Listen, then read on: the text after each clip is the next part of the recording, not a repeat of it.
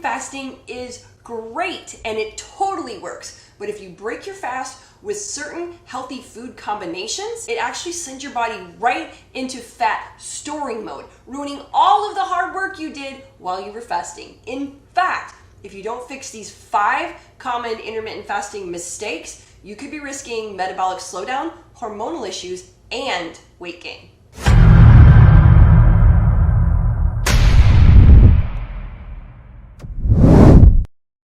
My name is Terrell and I am one of the coaches here at Beyond 40, and for nearly the past 20 years I have helped hundreds of people lose thousands of pounds, get healthy, and transform their lives. One thing that gets me so excited is helping people slide into that plan that gets the fat melting off of them with little effort. I'm talking, it hits me right in the feels watching them transform right in front of my eyes. So the first thing that we have to do though is get them over any obstacles that they think they have. Today we're going to tackle intermittent fasting because a lot of people, when they first come to me, they say, hey coach, you know what, I've tried intermittent fasting and it just doesn't work for me, and I've tried it again and it just doesn't work. Well, guess what? It absolutely does work. So now I have 5 ways for you to fix your feeding window that are going to make your fasting so successful. And of course, I'm going to link our over 40 hormone reset diet in the description below, just in case you think that you may need a little bit more help with this.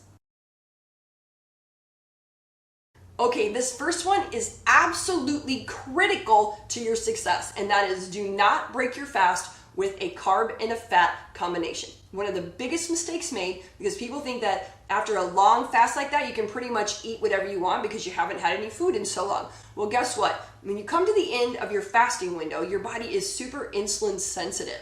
You're trying to soak up all the nutrients and energy that it can. So even a small amount of carbs can have a big insulin response. And this increases the rate that your body stores the fat that you ate with that carb. Now we talk a lot about the carb-fat combination here at Beyond 40 because we love carb cycling, mostly because it's so successful, but our clients love it also because they don't have to eliminate any food groups from their diet. They just need to learn what to eat with what, like how to pair their food, and what time to eat which nutrients. So be sure that when you break your fast, you break it with either a protein and a fat combination or a protein and a carb combination, but avoid at all costs that carb and fat combination.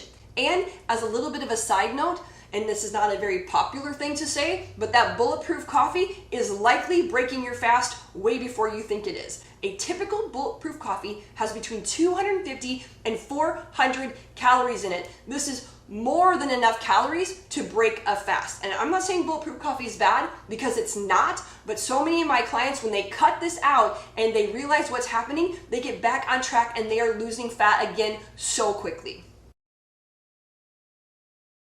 Okay, after breaking your fast, the structure of your feeding window is so important and has a direct correlation in the success of your fasting window. Here's how that looks. We are fasting overnight, our insulin levels are low, we're using fat for fuel like all night long, and then we break our fast, and oftentimes people eat a meal, snack, during their entire feeding window. So from the moment they begin their feeding window until the moment they begin their fasting window again, their insulin levels are raised, and you spend all night long and into the morning keeping those levels low and forcing your body to use your stored energy. So we don't want to start eating and then suddenly we're out of fat burning mode and we're into fat storing mode all day long. So I want you to do this. I want you to have 2 to 3 meals. I like 3 just because it's very important that you have enough food during the day, and 2 meals is often not enough to get all the nutrients in it, but we'll talk about that in a minute. Anyway, so 2 to 3 meals, do not snack in between. This is going to give your body the opportunity to use all the energy that you gained from that meal and then run out of it. So it's going to have to look for ways to get more energy to keep you going until your next meal. So 2 to 3 meals, do not snack in between and force your body to use the energy that you have stored in between. Now, this is a little tip in this area also. Keep those meal times the exact same if you can, and your fasting starting and stopping time the exact same as you can. Your body loves homeostasis, and if it can count on you doing the same thing every single day, it will slip into fasting mode so much faster, and your benefits of the fast will start sooner. Okay, this third mistake is so common, and I truly believe that it is a knee-jerk response to a plateau, because we've been dieting, we've been fasting, we've been doing everything right, and suddenly things start to slow, as they do, and that is expected, but we don't want them to slow. So what we do is we fast harder, or we overfast. So if we were fasting 14 or 16 hours, we're going to raise it up to 16 to 18, even to 20, and we're going to close in that feeding window. Like long extended fasts, they're great, and there's a lot of health benefits to them, but they probably shouldn't be done every single week. However, you can intermittent fast every single day if you would like. But men and women need to stick within the proper feeding windows so that we don't cause that hormonal stress and get everything out of whack. So for men, please stick with between 14 and 16 hours. Women, between 12 and 14 hours. These are like the maximum times that you should fast in order to keep your hormonal health steady and right where it needs to be for optimal fat loss. Also, when we fast too long, we set ourselves up for the possibility of being malnourished. And this is a big deal. It's too few calories, not enough nutrients, and our bodies can't do all the normal processes that they need to do every single day. And if you become malnourished, our bodies quickly turn into storing mode because they're trying to get the energy, they're trying to get the nutrients that we aren't allowing because we've shrunk that feeding window up so much. And hair loss, fatigue, and muscle loss are big signs of malnourishment. And that muscle loss is a big deal because muscle equals metabolism. So as we're going through our diet, you will lose muscle as well as fat, which also is common. But when we are malnourished, that's when our muscles really take the hit. So when you reach your goals, now you're going to be at a metabolic rate that is so far below where you want to be that you're going to struggle to keep your body at that same weight and maintain those fat loss goals. Also, poor sleep, depression, and lack of concentration are also big signs of malnutrition and things that cause common problems in our everyday life. It's often that we are suffering from malnutrition and we don't even know it. When our eating window is small, we need to make sure that we have enough calories and all of the nutrients. So please be sure to eat the most nutrient-dense meals. Choose your foods wisely. Now let's talk more about that muscle loss, because it leads me to the fourth biggest mistake that people make when they're intermittent fasting, and that is not incorporating weight training. Such a big deal, because when you are fasting, your body doesn't really have any energy coming in, so it has to figure out where it's going to get it from. It just has two choices. It can use your fat, or it can use your lean tissue. We do not want it using our lean tissue. We want to point it in the direction of the fat. We want to force our body to use fat for fuel. And we're going to do that by lifting weights. When you lift weights, especially in a fasted state, you activate mTOR. What mTOR does is instructs your body to keep your lean tissue, your muscle tissue, and it actually can instruct it to grow muscle even in a fasted state. Incredible, because the more muscle we have on our frame, the higher our metabolic rate. The higher our metabolic rate, the easier it is for us to reach our fat loss goals. What I don't want you to do is worry about having too much muscle on your frame.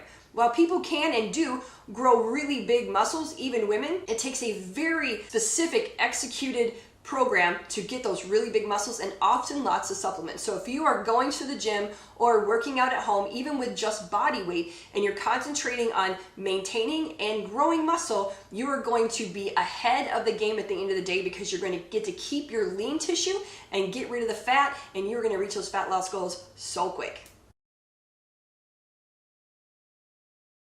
And here we are, number 5 of those most common mistakes that people make while they are intermittent fasting. This one happens to be my favorite, and not because it's my favorite mistake, but because when we solve this problem, we actually get more out of our fasting window, and it doesn't take hardly anything to fix this one. So what I want you to do is make sure you are not eating 2.5 to 3 hours before you go to bed. And I don't mean before you get into bed, I mean before your bedtime. Because at the end of the day, when evening starts to come, we start to produce melatonin. And melatonin is great because it's our sleeping hormone, and it helps us get good quality restful sleep. Well, beginning in the evening, we start to produce melatonin, and those melatonin levels naturally rise, throughout the evening and night. But guess what? Melatonin is an antagonist to insulin. here's where the trouble comes in. So we eat a meal late at night because we think we're not going to go to bed until midnight. Well, guess what? You've already started to produce melatonin earlier on in the evening, so you are at elevated levels of melatonin. Now, because of the antagonistic reaction to insulin, when melatonin is present, it's going to suppress that insulin response. So where your body normally could get rid of the extra energy from a meal or a snack in 2.5 hours, now you're going to drag it out to 4 or 5 hours. So you think you're fasting, but actually you're dragging out that insulin response so long that you are not fasting by 2, 3, 4 or more hours more than you think. So bring that last meal back. I would love for it to be between 7 and 8 o'clock, because that way you're going to be able to start working through everything while your melatonin levels are still low. This is going to help you extend your fast without extending your fast. Very, very big deal, and one of the first questions I actually will ask you if you're fasting, but you say stops working.